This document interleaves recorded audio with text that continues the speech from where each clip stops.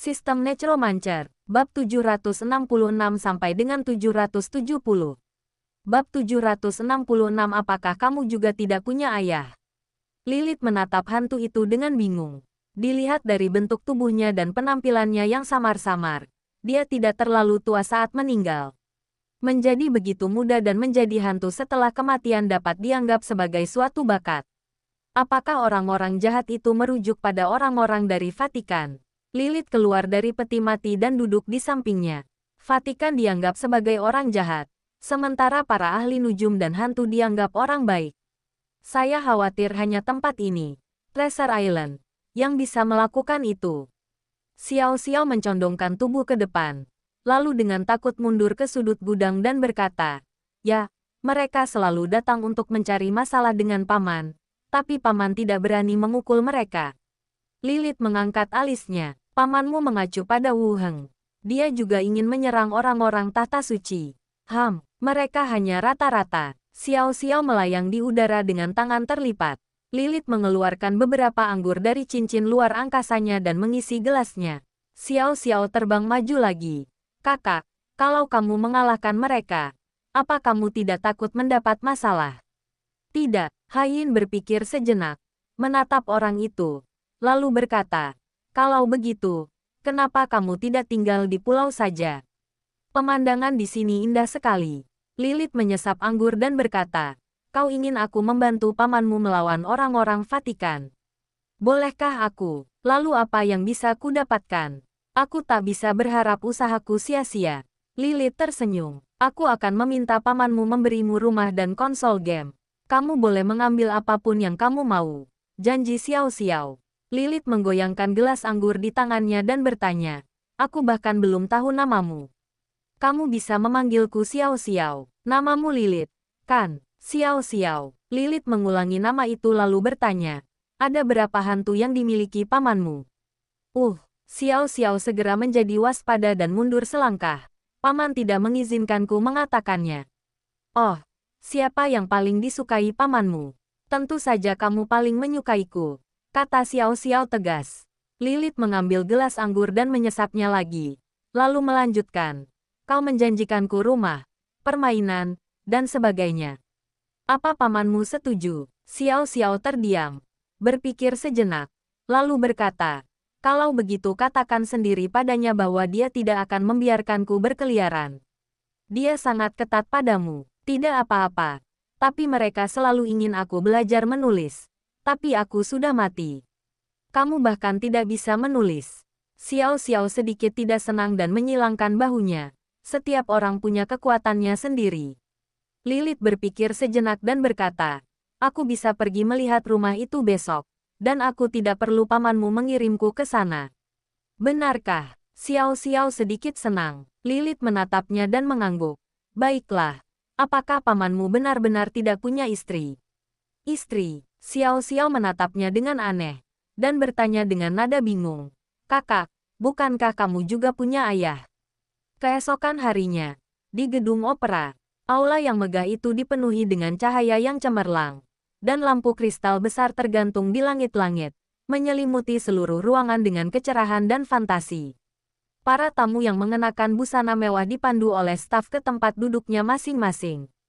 Sambil berbicara dengan suara pelan, mereka mengagumi kekayaan Treasure Island. Setelah semua orang duduk, lonceng perunggu berdentang di pameran, dan seorang juru lelang peri kayu yang cantik mengenakan gaun formal berjalan ke podium. Juru lelang membungkuk dan berkata, "Para tamu yang terhormat, selamat datang di lelang apotek Treasure Island kedua." Klik gelombang. Saat dia berbicara, layar besar di belakangnya tiba-tiba menyala. Seluruh gambar panggung diputar ulang secara langsung, sehingga orang-orang di posisi manapun dapat melihat dan mendengarnya. Teknologi macam apa ini? Barang-barang dari Treasure Island. Ada produk promosi kecil di pameran. Itu terlalu banyak. Di sana kacau balau. Juru lelang menepukkan tangannya pelan, memberi isyarat kepada semua orang agar diam. "Umumkan secara langsung." Maka pelelangan resmi dimulai.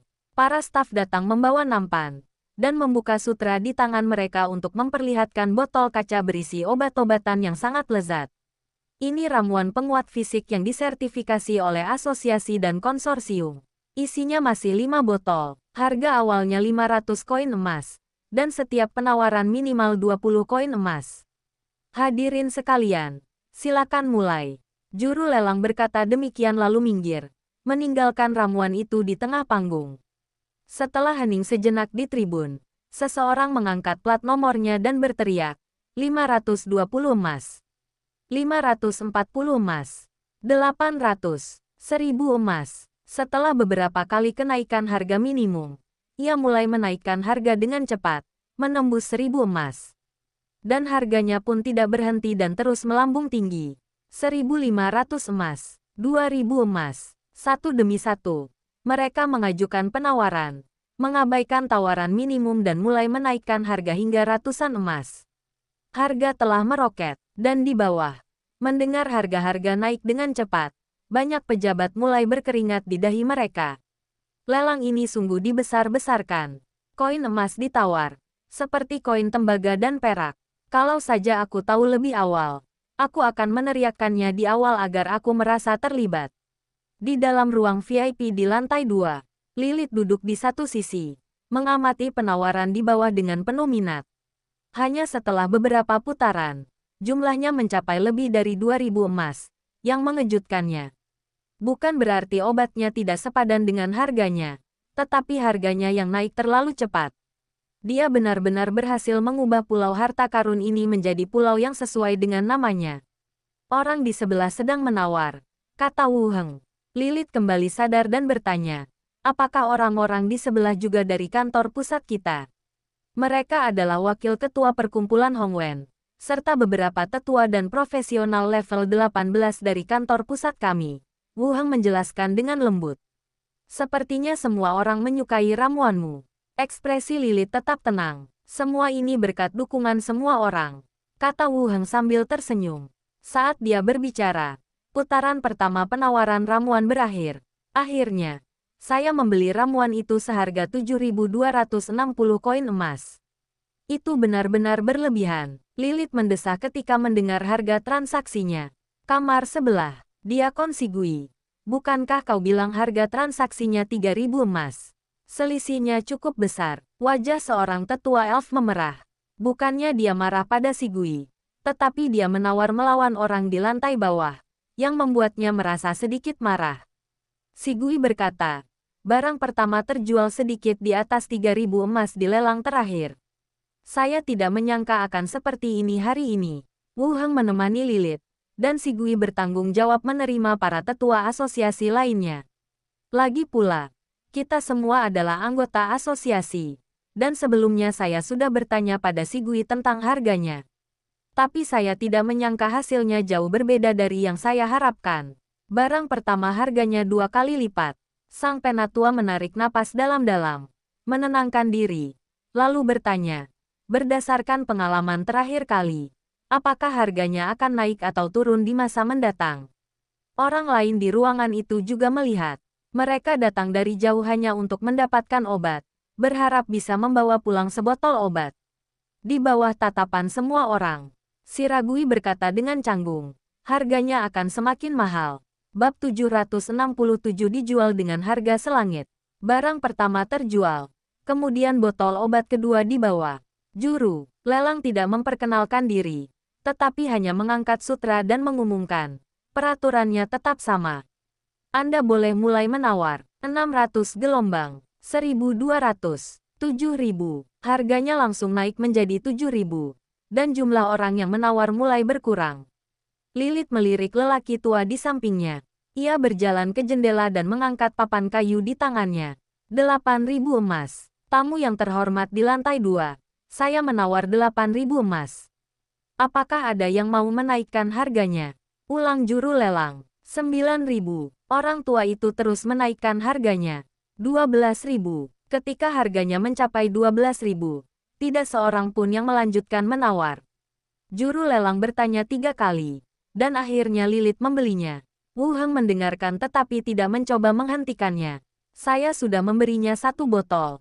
Dan sekarang dia ingin botol kedua. Itu pilihannya sendiri. Patuhi aturan lelang. Jika aku membantu secara diam-diam, itu hanya akan mengurangi nilai ramuan itu di hatinya. Ledakan gelombang. Terdengar ketukan di pintu. Dan staf membawakan obat. Melihat Wu Heng di dalam ruangan, staf itu sedikit terkejut. Wu Heng menunjuk ke samping dan berkata, "Tuan ini membelinya." "Tuan, obat Anda." Sikap staf itu menjadi lebih hormat. Lilith menyimpan ramuan itu. Dan lelaki tua itu mengeluarkan batu bata emas dan mulai membayar harga lelang. Beberapa anggota staf mulai memeriksa uang itu. Di lantai bawah, pelelangan berlanjut. Botol ketiga ditawar seharga 36.000 koin emas, dan pembelinya adalah seorang pria tua di posisi tengah di lantai bawah. Botol keempat berharga 37.000 koin emas dan dibeli oleh seorang wanita. Kemudian botol terakhir diangkat. Juru lelang dengan lembut mengingatkan, "Semuanya, ini botol terakhir. Harga awalnya masih 500 emas. Kalau kalian melewatkan hari ini, kalian tidak tahu kapan lelang berikutnya akan diadakan. Mungkin tidak akan ada lagi. Semuanya, silakan mulai." Seluruh hadirin terdiam beberapa detik. Lalu seseorang berbicara, 7.000 hanya untuk satu botol ramuan. Tidak perlu bertengkar seperti ini. Memang, apa yang dikatakan pria ini masuk akal. Treasure Island sudah menghasilkan begitu banyak uang. Kita tidak bisa membiarkannya menghasilkan lebih banyak uang lagi. Mereka yang berumur panjang tidak seharusnya bersaing dengan kita. 9.000. Kita tidak bisa membiarkan Wu Heng menghasilkan terlalu banyak uang. Semuanya tenang. 9.500. Seluruh tempat mulai menjadi berisik. Sementara orang-orang berteriak agar harga dinaikkan. Harga-harga tetap naik dengan cepat. Harga akhir ditetapkan sebesar 50.000 koin emas. 50.000 emas sekaligus. Adakah yang bisa menaikkan harganya? Biaya apapun tidak sepraktis berinvestasi untuk diri sendiri. 50.000 untuk kedua kalinya. Tamu di lantai 2. Ramuannya sulit didapat. Ini kesempatan terakhir kalian untuk menaikkan harga. Seluruh tempat itu tetap sunyi. Tampaknya harga memang telah mencapai puncaknya. Melihat harga tidak dapat dinaikkan lebih tinggi lagi, juru lelang langsung menjatuhkan palu. Ledakan gelombang. Palu jatuh. Selamat. Tamu 387. Botol ramuan ini milikmu. Para tamu yang dipanggil keluar tidak memiliki wajah tersenyum. Dia menggertakkan giginya dan mengeluarkan batu bata emas dan beberapa lembar uang logam kelompok lambang ular dari cincin luar angkasa. Yang lainnya keluar satu demi satu sambil mengobrol tentang pelelangan itu. Ledakan gelombang. Terdengar ketukan di pintu. Kemudian, si Gui masuk dari luar, memberi hormat kepada Lilith terlebih dahulu. Lalu berkata, "Beberapa tetua dari departemen ini akan pergi langsung dengan perahu." Begitu cepat, Wu Heng sedikit terkejut. Saya sedikit cemas. Wu Heng menatap Lilith dan berkata, "Ketua, saya akan mengantar para tetua." Kereta kembali ke asosiasi masih menunggu di lokasi semula. Lilith melambaikan tangannya dengan lembut, dan Wu Heng membawa si Gui dan berjalan keluar ruangan. Di dalam kereta, Wu Heng duduk di satu sisi. Dan di seberangnya duduk Kelmik, wakil pemimpin masyarakat Hongwen. "Tuan Kelmik, apakah Anda terburu-buru untuk kembali?" Kelmik tersenyum dan berkata, "Masih banyak hal yang perlu saya tangani di departemen ini. 1 hari lagi takkan ada bedanya. Aku akan mengajakmu berkeliling pulau." Wu Heng mencoba membujuknya untuk tinggal lagi. Lagi pula, kita semua adalah rekan sejawat di klub Hongwen. Jadi kita seharusnya menunjukkan lebih banyak antusiasme.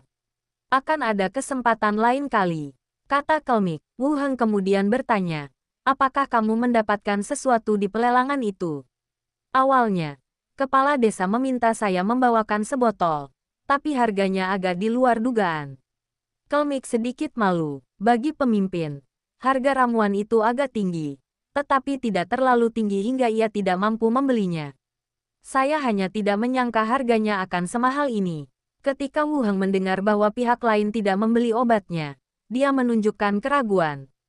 Lalu ia menggertakkan giginya, mengeluarkan sebotol ramuan dan sebuah jam tangan dari cincin antariksanya. Lalu berkata, "Tuan Kelmik, jam tangan ini adalah produk terbaru dari Treasure Island. Saya harap Anda tidak keberatan.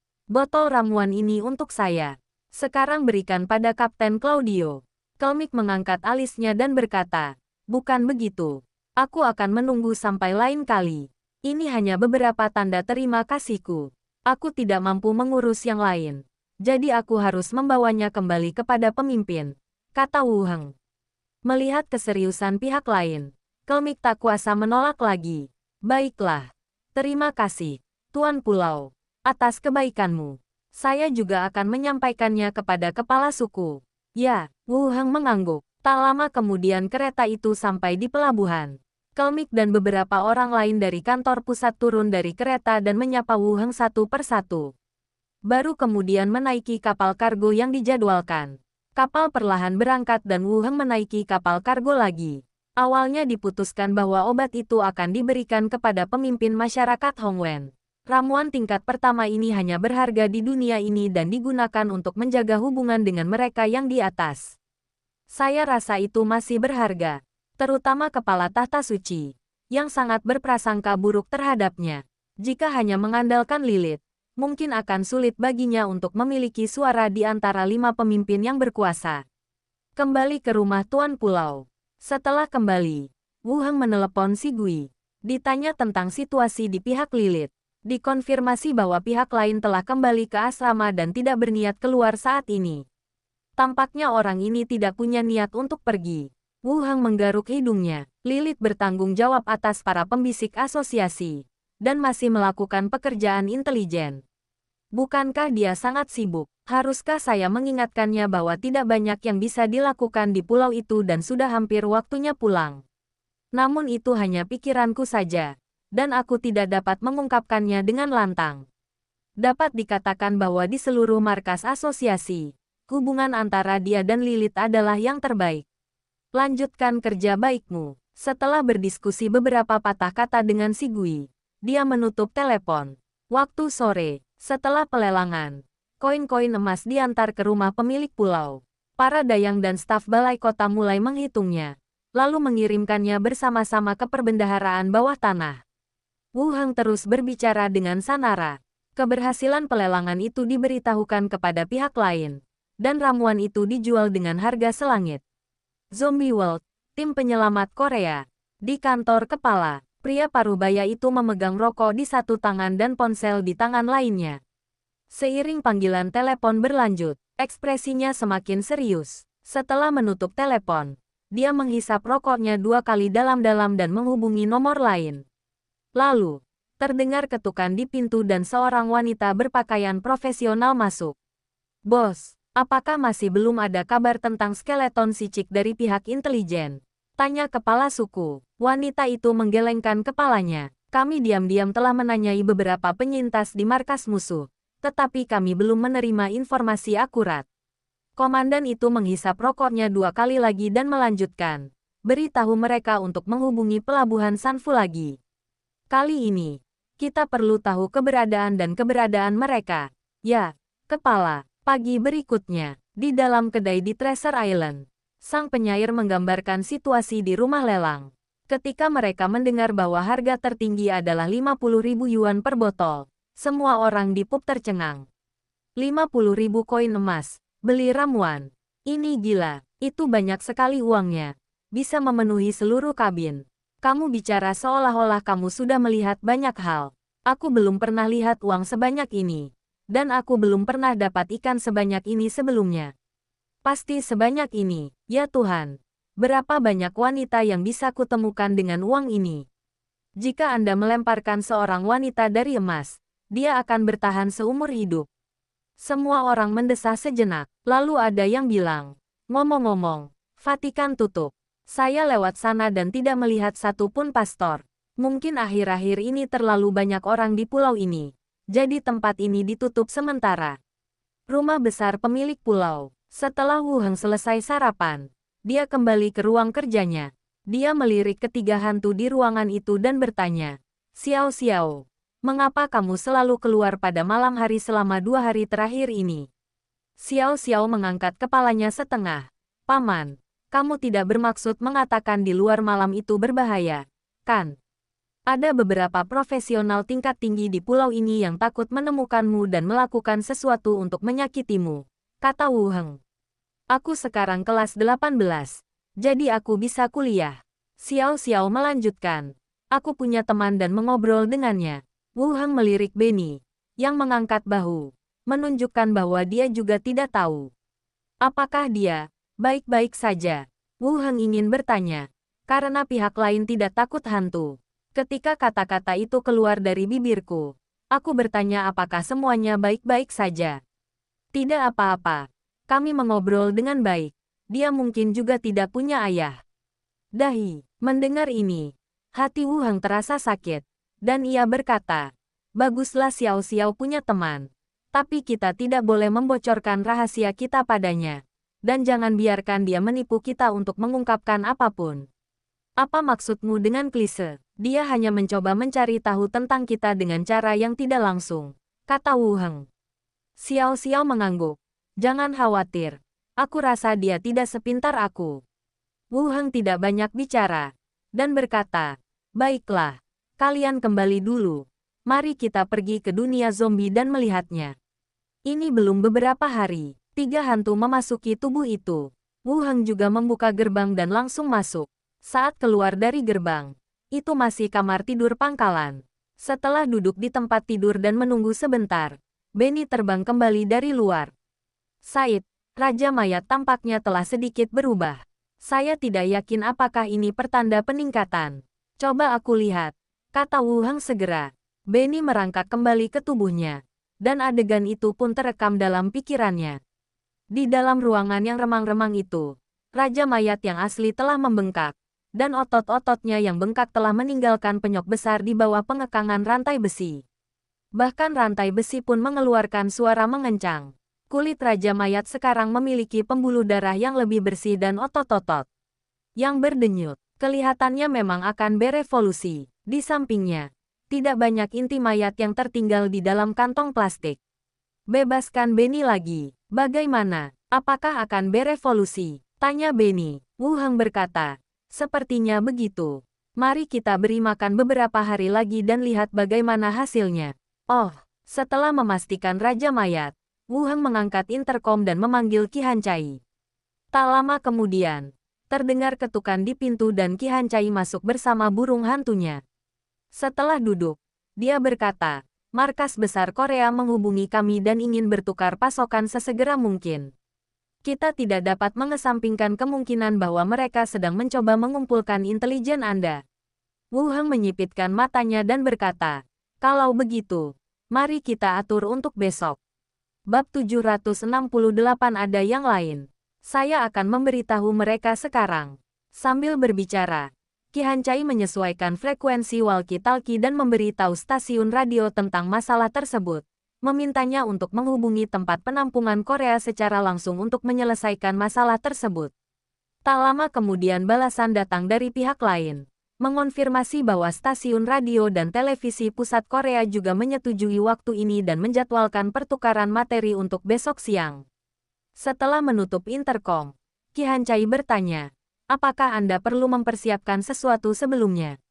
Wu Heng pun memikirkannya dan berkata, bukankah kamu bilang kamu sedang mengoleksi foto-fotoku? Cari saja seseorang yang bisa memberikannya. Lebih baik jika orang itu sudah tidak bersama kita lagi. Aku mengerti. Aku akan mengaturnya nanti. Qi Hancai setuju. Setelah masalah ini diselesaikan, Wu Heng kemudian bertanya, ada berita baru dari pangkalan lainnya mengenai pelelangan. Hao Ertian tidak datang. Masih perlu konfirmasi apakah ada perubahan. Qi Hancai mengeluarkan buku catatan yang telah ia catat dari saku celananya, meliriknya, dan berkata, tidak apa-apa. Suster Yahong sudah menyampaikan masalah buku jimat itu ke kantor pusat. Mereka mungkin berpikir buku itu menyimpan rahasia. Sudah disepakati, tapi belum pernah terlaksana. Tampaknya keinginan saya untuk meminjam buku ini telah menimbulkan kecurigaan stasiun pusat. Mungkin mereka percaya bahwa buku jimat dapat mempunyai beberapa efek khusus. Lagi pula, zombie dan hantu sudah muncul, dan jimat masih bisa berfungsi. Jadi tidak terasa aneh. Biarkan mereka mempelajarinya. Tidak perlu terus bertanya tentang masalah ini. Wu Heng tidak peduli. Jimat itu tidak terlalu efektif. Jadi jika Anda menggunakannya sendiri, Anda perlu menggabungkannya dengan teknik gulungan sihir. Jadi cobalah. Kantor pusatnya bekerja mati-matian, tetapi mereka tidak dapat menemukan apapun. Qi Hancai tersenyum dan berkata, "Saya mengerti. Saya akan memberitahu Suster Yahong." Setelah semuanya dikatakan, Wu Heng berdiri dan berkata, "Ayo pergi ke Raja Mayat." Qi Hancai mengangguk, lalu berdiri dan berjalan keluar bersama. Berjalan keluar gedung asrama, Qi Hancai mengendarai kendaraan off-road. Tarik dia ke ruangan tempat Raja Mayat di penjara. Ruang bawah tanah. Qi Hancai sedang menunggu di luar pintu. Wu Heng membuka pintu logam dan disambut oleh bau busuk yang menyengat. Kerangka-kerangka itu masih berkumpul dalam satu lingkaran. Dan keadaan Raja Mayat di tengah sama dengan gambar yang dibagikan Benny. Dan mulai menunjukkan tanda-tanda evolusi. Sepasang mata menatap Wu Heng yang masuk. Tak ada lagi ketidaksabaran dan kemarahan seperti di awal, melainkan kebencian yang haus darah. Seolah-olah ia juga tahu bahwa ia memiliki potensi untuk berevolusi ke tingkat yang lebih tinggi. Kemudian Anda akan memiliki kesempatan untuk menerobos kunci dan membalas dendam pada musuh di sini. Wu Heng melirik Raja Mayat, lalu mengalihkan pandangannya. Kemudian dia menyerahkan sekantong plastik berisi inti mayat kepada kerangka yang menjaga. Terus beri makan tepat waktu, dan tingkatkan jumlahnya dengan tepat. Melihat inti mayat dikeluarkan lagi, mata Raja Mayat menjadi panas. Si kerangka dengan tenang mengambil kantong plastik itu dan menaruhnya di rak terdekat. Wu Heng melirik ke arah ruangan itu lagi, memastikan tidak ada yang salah, meninggalkan ruangan dan menutup pintu. "Ayo pergi, ayo kembali." Wu Heng berjalan keluar. Qi Hancai mempercepat langkahnya dan mengikuti beberapa langkah dan berkata, "Bagaimana kabar Raja Mayat?" "Masih sama. Tidak ada yang berubah." Qi Hancai lalu bertanya, "Bisakah ia berevolusi menjadi zombie cacat yang lebih maju?" "Tidak yakin. Tapi saat ini hanya masalah waktu saja," jawab Wu Heng. Qi Hancai juga dapat memikirkan apa yang harus dilakukan. Seperti mengunci Raja Mayat di sini dan mengatur kerangka untuk memberi makan inti mayat. Bagaimanapun, semua kerangka di depan kita adalah transformasi dari zombie. Semakin tinggi level deformasi zombie, semakin kuat kerangkanya. Mereka pasti berencana untuk membudidayakan zombie di atas level Raja Zombie dan kemudian mengubahnya menjadi kerangka. Meski aku mengerti maksudnya, jantungku tetap berdebar kencang bila memikirkannya. Saya belum pernah mendengar ada zombie di atas level Raja Mayat, tetapi saya ingin membudidayakannya di sini. Itu sungguh menakutkan. Lagi pula, dia sudah dipanggil Huang, jadi tidak ada cara lain untuk memanggilnya lebih tinggi. Kalau begitu, awasi terus dan jangan sampai kehabisan, kata Qi Hancai lagi dengan nada khawatir. Keduanya berjalan keluar gedung bersama-sama dan menaiki kendaraan off-road untuk kembali ke pangkalan. Waktu sore, Qi Hancai mengumpulkan semua orang di pangkalan untuk rapat, dan Wu Heng juga mengikuti untuk mendengarkan. Sampai pukul 5 sore, Wu Heng kembali ke asrama dan Treasure Island hanya setelah kafetaria dibuka untuk makan malam. Kembali ke rumah Tuan Pulau. Setelah mandi cepat, Wu Heng turun dari lantai atas. Minnie dan Robey masih memilah-milah hadiah yang dikirim hari ini. Tampaknya ada perwakilan kamar dagang lain atau orang lain yang datang berkunjung membawa hadiah. Kini, Island Owners Mansion tidak perlu lagi membeli kebutuhan sehari-hari. Sampel pameran atau hadiah yang dikirim ke sini sudah cukup untuk digunakan oleh Island Owners Mansion. "Guru," panggil keduanya dengan manis. Wu Heng berjalan menuruni tangga dan berkata sambil tersenyum, "Baiklah, apakah ada sesuatu yang terjadi di pulau ini?" "Tidak ada yang kembali," kata Minnie. "Di mana Lilith? Dia pemimpin kecil yang datang ke rumah kita sebelumnya," Wu Heng melanjutkan. Minnie menggeleng. "Aku belum dengar apa-apa." "Baiklah, lanjutkan saja dan mulai bekerja." Wu Heng berkata demikian, lalu lanjut berjalan ke arah telepon dan menghubungi nomor di ruang belajar Diaken. Setelah 2 kali dering, telepon tersambung dan suara si Yali terdengar. "Ini ruang belajar Diaken." "Si Yali. Aku Wu Heng. Apakah ketua Lilith masih di asosiasi?" tanya Wu Heng. Si Yali merendahkan suaranya dan berkata, "Kepala Lilith, saya pergi ke bioskop untuk menonton film hari ini dan tinggal di asrama sepanjang sore." Pergi ke bioskop lagi. Hanya ada 2 film Lord of the Rings yang ditayangkan di pulau itu. Dan dia menonton keduanya di rumah pemilik pulau. Saya menontonnya lagi di bioskop. Tidak ada seorang pun yang mengganggunya. Tidak. Si Gui mengikuti. Si Yali melanjutkan. Wu Heng pun menghela napas lega dan melanjutkan. Di mana si Gui? Mau ikut makan malam nanti? Oke. Si Gui sudah keluar. Kita akan ke sana saat dia kembali, kata si Yali riang. Menunggu kamu. Bagus. Setelah menutup telepon, Wu Heng terus menelepon Macintosh dan pertama-tama bertanya tentang situasi di pulau itu. Kemudian dia memintanya untuk datang ke rumah pemilik pulau untuk makan malam. Senja, Enfield dan Annette kembali dari luar. Saudari Higgins dan Macintosh, yang bertanggung jawab atas pekerjaan intelijen di pulau itu, tiba di rumah pemilik pulau dari luar satu demi satu. Duduk bersama di meja makan, mengobrol dan makan malam. Karena bergabungnya Macintosh, anggur nektar yang dibawa si Yali tidak diminum dan ditaruh di rak samping. Berencana untuk terus meminumnya saat dia datang lagi. Tunggu sampai setelah makan malam. Beberapa orang duduk di ruang tamu, menunggu Wu Heng meminta mereka datang. Apakah ada sesuatu yang terjadi? Si Gui bertanya dengan rasa ingin tahu. Si Yali dan Macintosh juga melemparkan pandangan penasaran. Wu Heng langsung mengeluarkan 3 botol obat dan berkata, 1 botol untuk kalian bertiga. Jangan beritahu siapapun. Melihat bentuk ramuan yang familiar itu, pupil mereka bertiga tiba-tiba mengecil. Meskipun saya pernah meminum ramuan ini sebelumnya, sebotolnya terjual seharga 50.000 emas pada pelelangan kemarin. Penjahat yang dicari asosiasi level 15 hanya memiliki hadiah 600 perak. 50.000 koin emas, cukup untuk membeli seluruh hidup mereka. Si Gui mengerutkan kening dan menatapnya lama sebelum berkata, untuk kita. Kenapa tidak dijual bersama di pelelangan? Si Yali juga berkata, ya, kita tidak terburu-buru. Wu Heng tersenyum dan berkata, kita punya cukup uang untuk dibelanjakan. Yang perlu kita lakukan sekarang adalah meningkatkan kekuatan kita agar kita bisa menyimpan uang ini. Itulah yang kukatakan. Tapi kurasa lebih baik menjualnya. Kalau harganya 30.000, aku yakin akan laku kalau kabarnya sampai keluar. Si Gui berkata lagi. Macintosh melirik yang lain dan berkata dengan tenang. Aku bukan petarung profesional.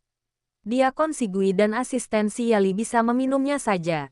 Pemilik pulau bisa menjual punyaku. Publisitas untuk obat tersebut adalah bahwa bahannya mahal dan hasilnya rendah. Kecuali Wu Heng dan beberapa pelayan di rumah tuan pulau. Semua orang berpikir demikian. Wu Heng melanjutkan. Uang memang penting. Tapi kekuatan dan keselamatan kita juga penting. Dengarkan aku. 1 botol untuk masing-masing. Ketiganya saling berpandangan. Dan melihat Wu Heng serius, mereka tidak mengatakan apa-apa lagi. Seluruh pulau ini mampu berkembang hingga ke tingkatnya saat ini karena beroperasi sesuai dengan gagasan Wu Heng. Jadi wajar saja jika ada lebih banyak dari yang mereka bayangkan. Masing-masing dari mereka mengambil ramuan di depan mereka, membuka tutupnya dan meminumnya.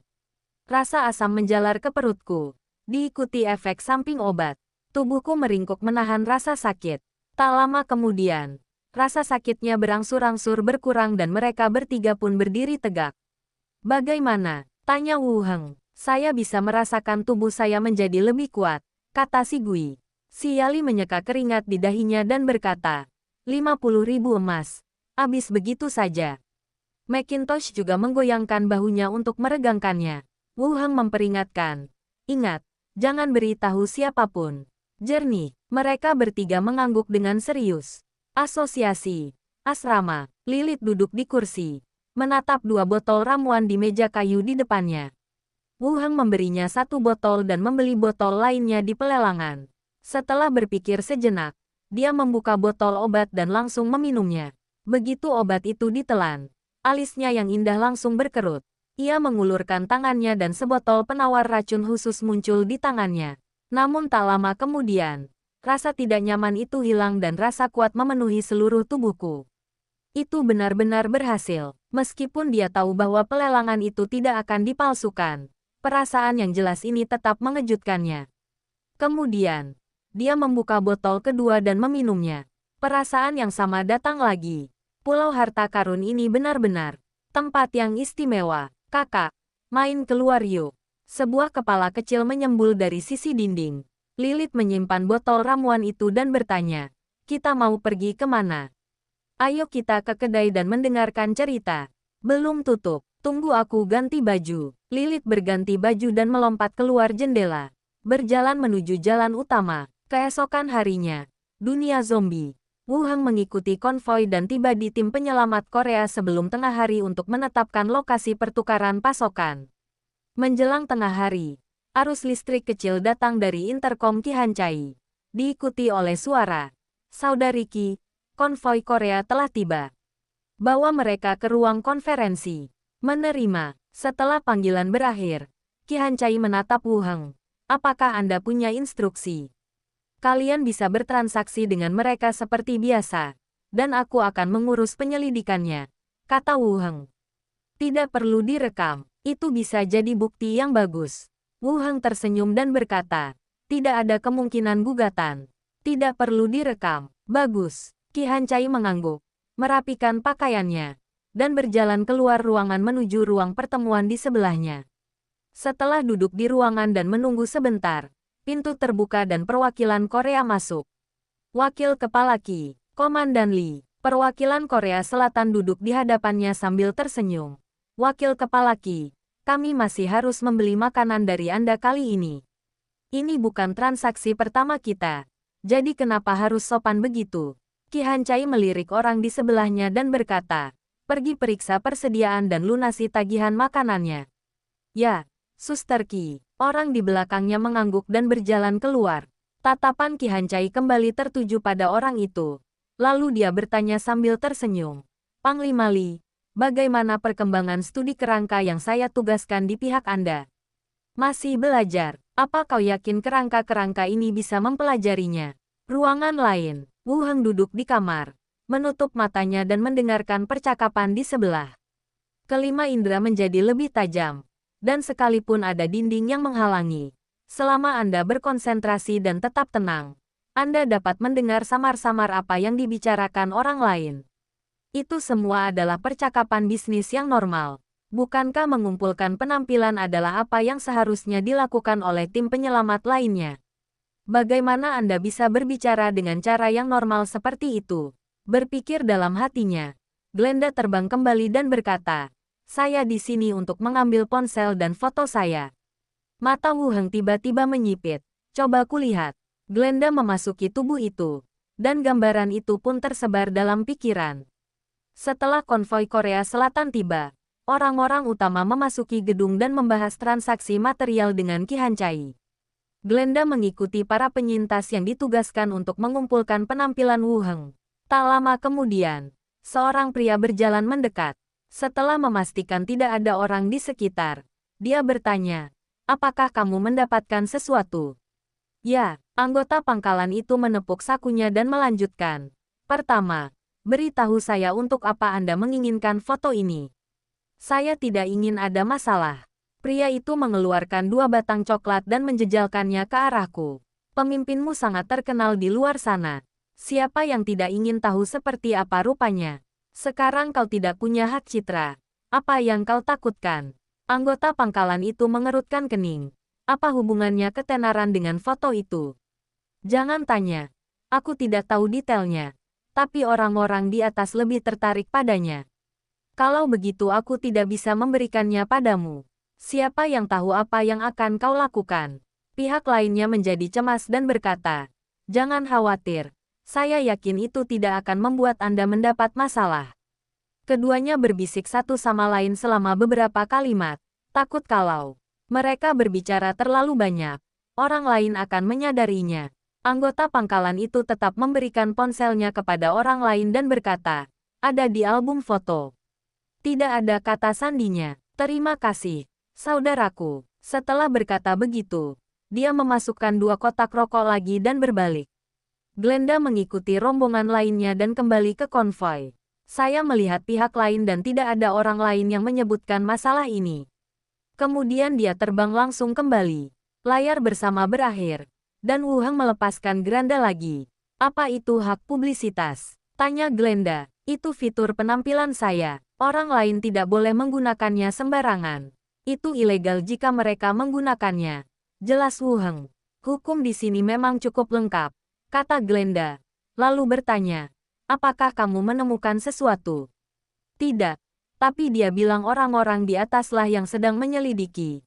Jadi dia pasti merujuk pada petinggi di markas besar, kata Wu Heng setelah berpikir sejenak. Ponsel yang diberikan kepada pihak lain telah diatur sebelumnya oleh Qi Hancai. Orang-orang dalam foto itu sudah tidak ada di sini lagi. Jadi apapun yang ingin mereka lakukan tidak ada hubungannya dengan saya. Pada saat ini, Xiao Xiao dan Benny juga terbang kembali satu demi satu. Paman, berapa banyak orang yang Anda atur untuk mengambil foto? Wu Heng menatapnya dan berkata, 1. Ada apa? Xiao Xiao berkata, Kak Benny dan aku juga melihat ada yang bertukar ponsel. Apa mereka juga berfoto? Wu Heng menatap Benny, yang mengangguk. Ada lebih dari 1. Dan sepertinya semuanya terkait dengan masalah ini. Ada yang lain. Bab 769 aku tidak tahu itu begitu serius. Berita yang dibawa kembali oleh Xiao Xiao dan Benny mengubah segalanya lagi. Jika orang lain juga memberikan foto kepada pihak lain, maka foto palsu yang Anda atur akan menjadi tidak berguna. Berapa banyak orang yang memberikan foto? Tanya Wu Heng. Xiao Xiao berkata, aku menemukan 1. Dan Suster Benny menemukan 2. Benny juga berkata, saya mencari-cari dan menemukan 2 orang yang memberikan informasi. Mereka juga memberi saya barang-barang seperti ponsel. Pihak lain memang melakukan ini secara terorganisasi. Glenda berkata, sepertinya tidak semua orang di pangkalan optimis terhadapmu. Itu tak terelakkan. Manusia memang paling mudah berubah. Wu Heng menatap Xiao Xiao dan Benny lagi. Coba kulihat siapa orang-orang ini. Xiao Xiao dan Benny juga masuk ke dalam tubuh. Dan gambarnya dibagikan secara langsung. Orang-orang dalam gambar melakukan transaksi di lokasi yang berbeda. Caranya adalah dengan menyerahkan telepon ke pihak lain. Tidak ada yang istimewa dari foto itu. Saya membukanya dan melihatnya. Dan begitulah adanya. Setelah membiarkan Xiao Xiao dan Benny keluar, dia berjalan ke jendela dan melihat keluar. Transaksi antara kedua pihak masih berlangsung. Dan masing-masing pihak menghitung persediaan pihak lainnya. Paman. Apakah kamu takut mereka akan melakukan sesuatu yang buruk padamu? Tanya Xiao Xiao penasaran. Wu Heng melihat keluar dan berkata dengan santai. Kamu selalu menghabiskan uang ibumu dengan cara ini, bukan? Xiao Xiao memeluk lengannya dan berkata, aku tidak melakukannya. Pada saat ini, Wu Heng melihat ke bawah, tersenyum, dan berkata, ayo turun dan lihat.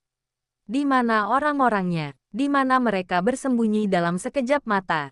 Sial, kau menggunakan gambar palsu untuk menipuku. Dasar bodoh. Di carport, seorang pria bergumam dan melihat sekeliling. Wu Heng berjalan mendekat, dan ekspresi orang itu tiba-tiba berubah. Kemarilah dan merokoklah. Jelasnya. Dan ketika melihat kemunculan orang yang tiba-tiba itu, alisnya berkerut. Lalu ia menunjukkan ekspresi terkejut. Kerangka. Kata-kata itu sudah di ujung lidahnya. Tetapi dia segera berhenti. Wu Heng berkata, ayo, aku akan membawamu ke tempat yang tenang untuk merokok. Aku tidak merokok, kata lelaki itu. Dan tubuhnya tiba-tiba menegang. Berjalan tak terkendali, Wu Heng meletakkan tangannya di bahunya. Sebuah lingkaran sihir muncul. Dan mereka berdua menghilang dalam sekejap. Kembali ke ruangan asal. Pria itu menatap pemandangan yang tiba-tiba berubah dengan pupil matanya terbuka lebar.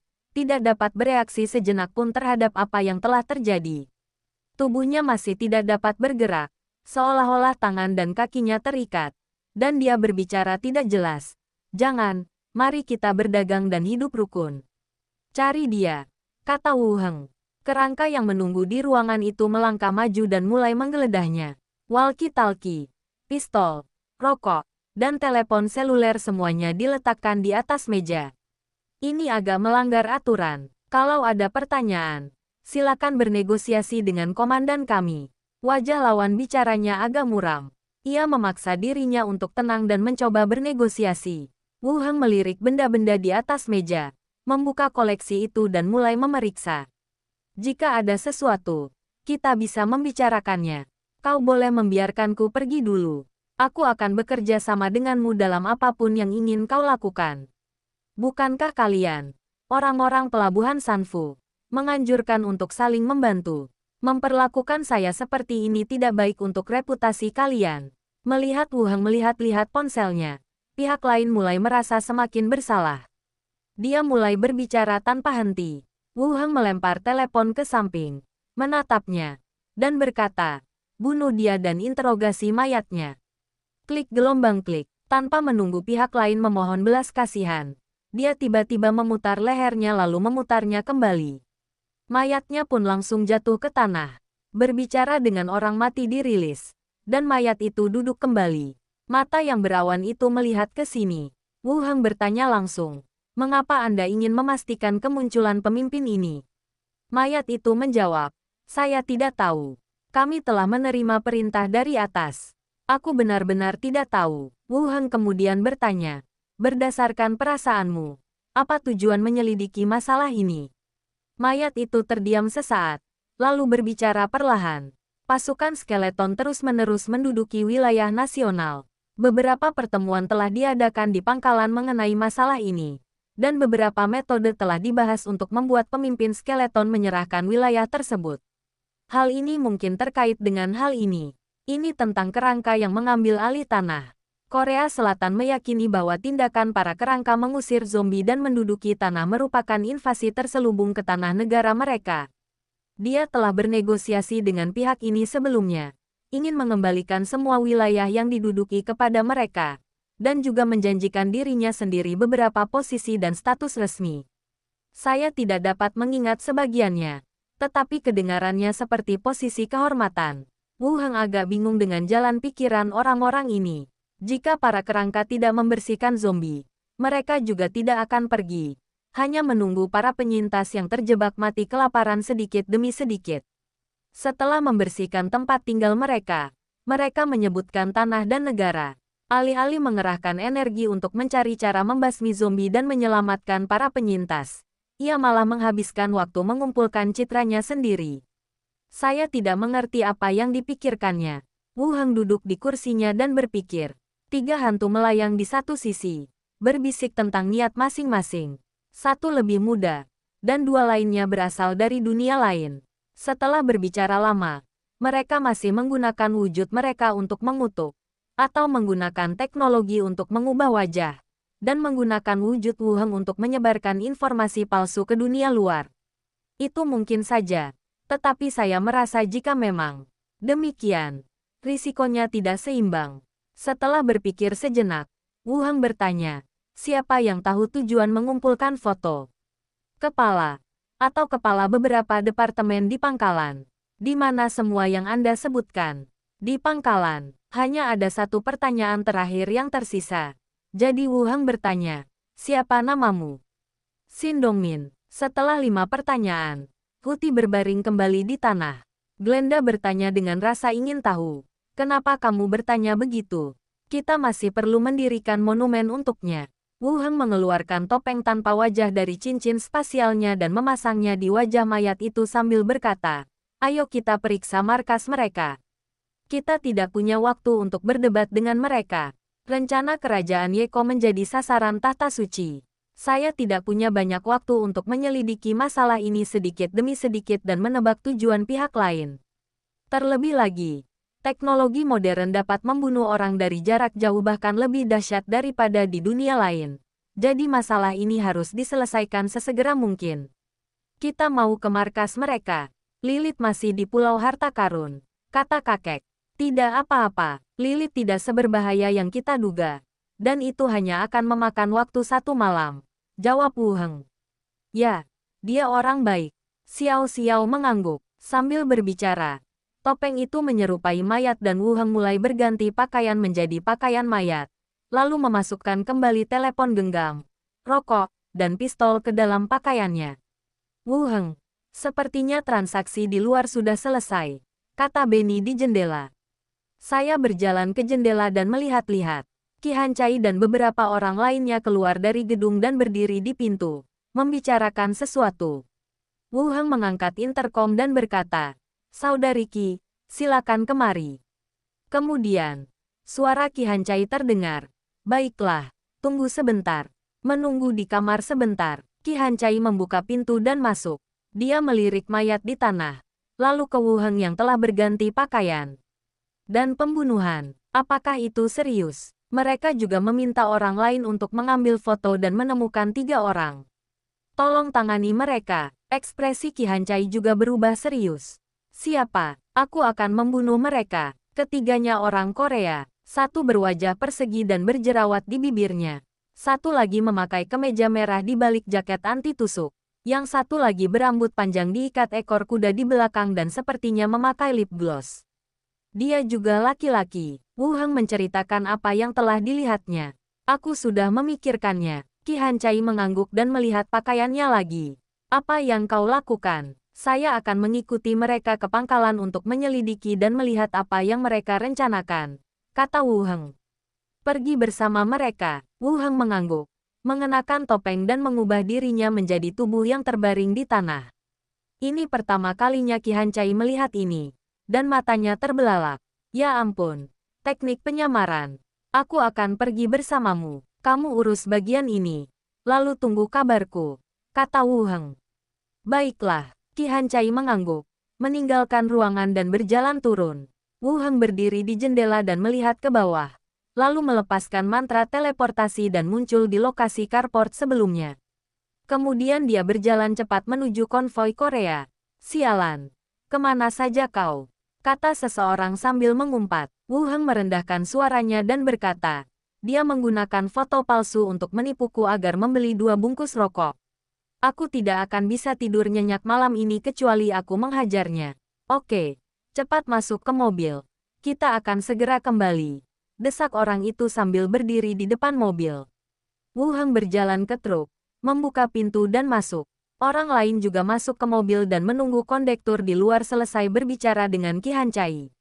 Tak lama kemudian, komandan Korea di luar berpisah dari Qi Hancai. Kembali ke konvoi, dan menaiki kendaraan lapis baja di garis depan. Intercom mulai mengkonfirmasi jumlah orang. Setelah dipastikan tidak ada masalah, konvoi pun langsung melaju dan berangkat. Lokasi pintu masuk, Qi Hancai memandang konvoi itu menjauh, dan senyum di wajahnya berangsur-angsur berubah dingin. Dia berbalik dan berjalan kembali. Suaranya serius dan dingin. Tutup pintunya. Semua personel Korea berkumpul di alun-alun. Orang-orang di belakangnya saling memandang, seolah-olah sesuatu yang besar telah terjadi. Masih mengangguk dan setuju. Ya, tak lama kemudian, semua orang berkumpul di ruang terbuka di tengah. Selain orang-orang Korea yang mengawal pangkalan, ada juga para penyintas yang dipindahkan dari pangkalan lama. Bagilah menjadi 2 tim dan berdiri di ruang terbuka. Kakak Qi, semuanya sudah di sini, bisik bawahannya. Qi Hancai mengangguk, berjalan langsung ke kerumunan di sisi Korea, dan mulai memandang semua orang. Keluar, dan kalian berdua, keluar juga. Ketiga orang yang namanya dipanggil berdiri di luar, dan mereka yang kualitas mentalnya buruk sudah berkeringat deras. Qi Hancai menatap mereka bertiga dan bertanya, tahukah kalian mengapa aku memanggil kalian? Saya tidak tahu, Ketua, kata seseorang sambil menggertakkan giginya. Qi Hancai tersenyum dan berkata kepada kerangka di sampingnya, turunkan dia dan bunuh dia. Mata semua orang terpaku. Apakah kamu akan membunuh seseorang? Tabrakan gelombang. Beberapa kerangka datang dari tidak jauh, membawa 3 orang menuju hamparan bunga. Pada saat ini, mereka bertiga juga menjadi takut. Wakil kepala, saya tahu kenapa. Saya sudah memberikan fotonya kepada pihak lawan. 1 orang berteriak, dan 2 orang lainnya mengikutinya, memohon belas kasihan. Ketua, saya juga salah. Saya tidak akan berani melakukannya lagi lain kali. Tolong lepaskan aku. Aku tidak tahu ini akan seserius ini. Bab 770 kepala. Ketiganya berteriak keras dan berontak hebat. Namun sekuat apapun mereka melawan, mereka tidak dapat melepaskan diri dari cengkeraman si kerangka dan terseret sedikit demi sedikit. Pada saat ini, yang lain pada dasarnya mengerti apa yang terjadi. Ketiga orang ini memberikan beberapa foto kepada orang luar, yang sama saja dengan mengkhianati intelijen pangkalan, dan ditemukan oleh Qi Hancai. Di bawah tatapan semua orang, ketiganya diseret ke hamparan bunga, dan terdengar suara pedang yang membelah daging. Mengemis dan menjerit pun terhenti. Benar-benar membunuhnya. Wajah semua orang menjadi pucat dan ketakutan muncul di hati mereka. Qi Hancai menoleh ke arah yang lain dan berkata dengan dingin, "Jangan lupa siapa yang menyelamatkan kalian dari zombie. Waktu itu, kalian bahkan tidak bisa makan sedikit pun. Sekarang setelah kalian bisa makan banyak, kalian malah berpikir untuk menjual intelijen pangkalan. Hanya ada satu konsekuensi mengkhianati rakyat kalian sendiri, yaitu kematian. Kalian semua tahu situasi di luar. Tim penyelamat umum juga membeli makanan dari kami. Dari semua pangkalan di seluruh dunia. Hanya di sini kami bisa mendapatkan cukup makanan. Gunakan otak kalian sebelum melakukan apapun. Jika kalian tidak mau makan dan ingin pergi ke pangkalan lain untuk bekerja sebagai anjing, jangan menyusahkan orang lain. Aturan sudah ditetapkan di sini. Siapapun yang mengkhianati pangkalan atau anggotanya akan dieksekusi. Apapun yang kau lakukan sebelumnya. Tidak ada pengecualian. Qi Hancai berbicara dengan keras. Nadanya masih dingin. Dan seseorang menerjemahkan di sampingnya. Beberapa kalimat yang sangat panjang masih perlu diterjemahkan oleh orang lain. Yang lainnya mendengarkan dalam diam dan juga bisa mendengar kemarahan Qi Hancai saat itu. Mereka menundukkan kepala dan menjawab serempak. Ya, pukul 5 sore. Konvoi perlahan mendekati pangkalan. Penampungan. Hal pertama yang menarik perhatian Anda adalah tembok beton menjulang tinggi dengan bintik-bintik di permukaannya. Kawat berduri tajam terlihat di bagian atas tembok. Begitu pula para penjaga yang berpatroli dengan senjata api. Sial. Akhirnya aku kembali. Aku sangat gugup di luar. Senang rasanya bisa bertahan 1 hari lagi. Kami mendapat banyak makanan dari pertukaran ini. Ini akan bertahan untuk beberapa waktu. Banyak sekali orang di kota ini. Bagaimana mungkin ini cukup? Aku tidak tahu dari mana orang-orang itu mendapatkan makanan sehingga bisa menukarnya dengan harga segitu. Dongmin, ada apa denganmu? Apa kau berpura-pura serius? Kau sangat pendiam hari ini. Jangan bahas itu. Foto-fotonya berantakan. Aku nggak akan bisa menjelaskannya lagi nanti. Kami sudah mengatur beberapa orang. Dan Anda tidak akan menjadi masalah besar. Sambil berbicara, konvoi mendekati gerbang tembok, dan para penjaga mulai memeriksa setiap kendaraan satu persatu. Setelah memastikan tidak ada masalah, gerbang dibuka dan konvoi langsung masuk. Memasuki pangkalan, terjadi keributan. Di kedua sisi terdapat berbagai tenda sementara dan gubuk sederhana. Perempuan dan anak-anak berpakaian compang camping mengikuti konvoi, berlutut dan mengemis makanan. Ada kelelahan dan mati rasa di matanya, dan tidak ada keyakinan dalam hidup. Apakah ini pangkalan utama? Tidak jauh lebih baik daripada pelabuhan Sanfu yang saya lihat saat pertama kali tiba di pulau ini. Atau dapat dikatakan ini adalah versi pelabuhan Sanfu yang diperbesar. Konvoi itu tidak berhenti dan terus bergerak maju. Kemudian, kami memasuki tembok kota lain. Dengan tembok tinggi yang sama, kawat berduri, penjaga dan senjata berat. Para wanita dan anak-anak mengikutinya dari kejauhan dan kemudian tidak berani mendekati tembok itu. Gerbang terbuka dan konvoi masuk. Rumah-rumah, lapangan basket, dan kendaraan lapis baja serta beberapa kendaraan khusus dapat terlihat di kejauhan. Ternyata ini adalah pangkalan yang sebenarnya. Beberapa di antaranya seperti kota Rentam, dengan kota dalam dan kota luar. Sebuah pangkalan militer, bagian luarnya lebih seperti daerah kumuh. Konvoi berhenti di depan gudang. Seseorang segera datang untuk membawa perlengkapan. Orang-orang lainnya turun dari bus satu demi satu. Ayo kita ke kafetaria untuk makan. Seseorang memanggil. Wu Heng menggelengkan kepalanya. Kamu pergi dulu. Aku akan melaporkan situasinya di sini. Kenapa kamu bertingkah aneh hari ini?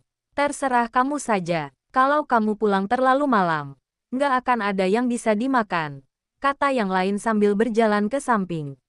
Wu Heng menatap komandan konvoi dan mengedipkan mata padanya. Dan Benny segera mengikutinya. Duduk di kursi di luar lapangan basket di kejauhan untuk beberapa saat. Xiao Xiao terbang kembali untuk memeriksa situasi. Bersandar di bahunya. Dan berbisik, Paman, Ada begitu banyak senjata di sini. Rasanya mereka lebih kuat daripada milik kita. Coba saya lihat apa saja yang tersedia, kata Wu Heng. Xiao Xiao merangkak ke dalam mayat dan membagikan gambarnya. Xiao Xiao bergerak cepat melewati gudang-gudang besar, dan terlihat kendaraan lapis baja, helikopter, dan kendaraan rudal dengan silinder tebal. Misil, sebenarnya ada hal seperti itu di sini. Setelah melepaskan Xiao Xiao, Benny pun terbang kembali dan berkata, mereka bertemu dengan manajer umum dan menunjukkan fotomu. Manajer umum sangat senang dan berjanji bahwa mereka semua akan dipromosikan. Aku merasa ini sangat merugikanmu. Wu Heng mengangguk dan melihat ke arah gedung tak jauh dari sana. Ketua ada di sana, kan? Hadea, ayo kita pergi dan lihat apa yang ketua ingin temui.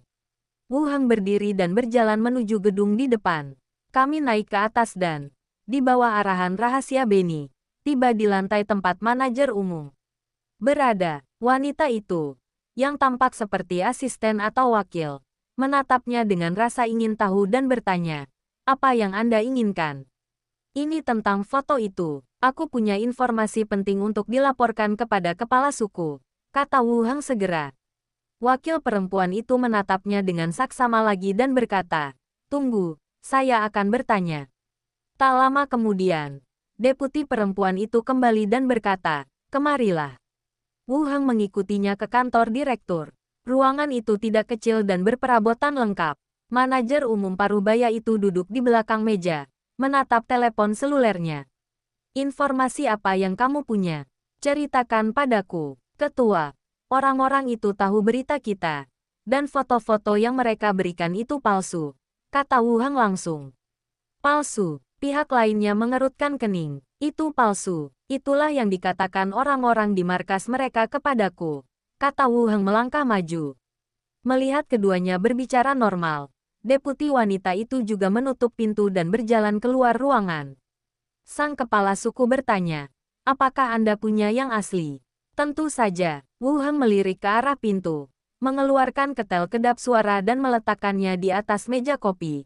Lalu berkata, kendalikan dia. Detik berikutnya, tubuh sang komandan membeku. Ekspresinya berubah drastis. Kau bukan dari markas kami.